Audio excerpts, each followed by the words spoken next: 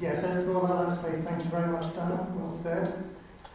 I welcome the Grant Thornton audit report, item 11, on stepping up. However, I find, with my background knowledge from FOIs and my experience of 25 years plus as an external auditor in local government and the health service, woefully inadequate, superficial and lacking in key issues and details.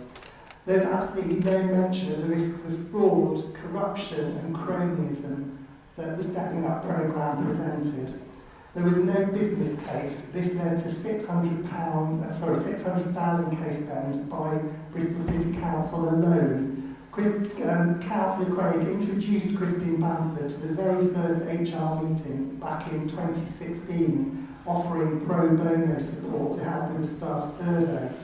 The lack of key documentation over 3 contracts in 4 years is totally shocking.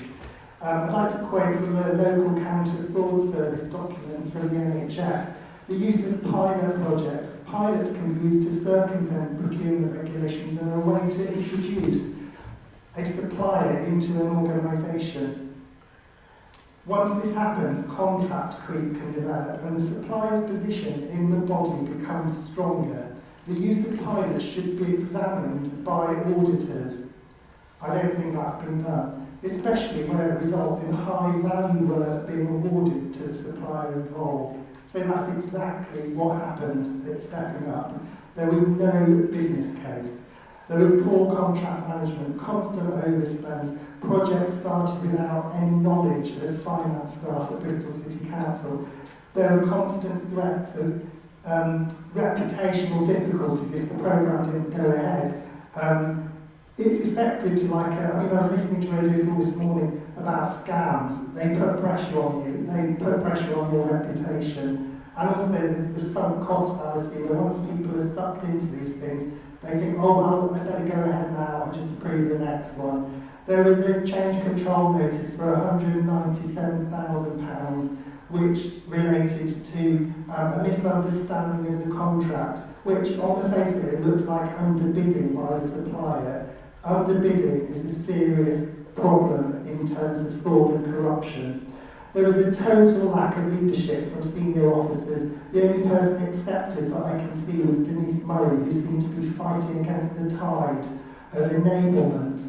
Directors appearing to look for solutions to avoid procurement regulations. I see that today Councillor Craig has issued a statement saying that she believes she acted in line with ethical guidelines.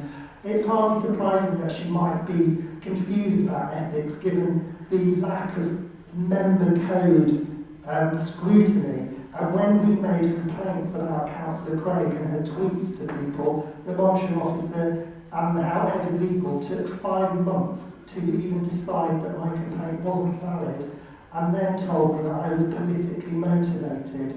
Another complaint that was made, it was all done in secret, so there was no publicity. The monitoring officer also thought it was acceptable to ease the freebies that Bristol Waste Company were giving to Stepping Up Company by offering to draw up legal agreements for these. Now, whether that's legal or not is neither here nor there, but whether it's actually ethical for the monitoring officer to Can you draw to a close now, please? Yes, I will. What I would say is that the Audit Committee has terms of reference. 110, audit activity to comment on the scope and depth of the external audit work and to ensure it gives value for money.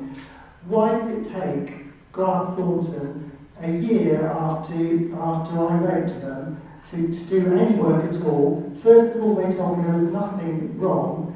Then I made a formal complaint about them, and now they say there is some work to be done. And this is the result. Finish up now. And that is my statement. Thank you very much, everyone.